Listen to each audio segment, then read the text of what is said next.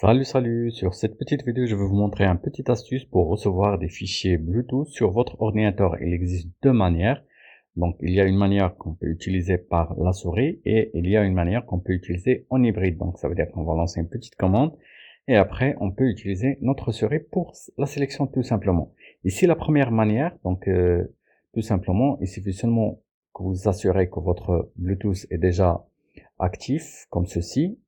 Donc, il est déjà actif. Et après, donc, vous allez sur l'icône Bluetooth, vous cliquez avec le clic droit de la souris, puis recevoir un fichier. Et vous aurez cette fenêtre qui va attendre le temps que votre fichier sera lancé, comme ceci par exemple. Donc ça, c'est d'une part. D'autre part, il existe une autre méthode. C'est tout simplement sur la petite barre de recherche, il faut saisir FSQUIRT, comme ceci. Voilà. Donc, et après, vous validez. Et après, tout simplement, tu cliques sur recevoir un fichier comme ceci et tu patientes le temps que tu vas recevoir ton fichier comme ceci par exemple.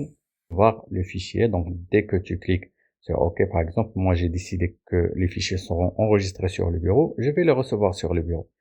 Et la cerise sur le gâteau, c'est que cette fonction, tu peux la mettre ici tout carrément, donc en cliquant avec le clic droit de la souris, puis nouveau, puis raccourci, comme ceci. Donc tu peux saisir ta fonction ici, comme ceci, voilà, RT, et après tu cliques sur suivant.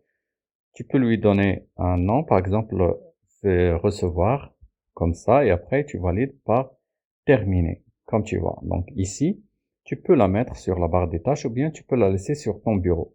Donc à peine que tu veux envoyer un fichier, par exemple quelqu'un qui t'envoie un fichier, donc pour que tu puisses le recevoir sans ceci bien sûr.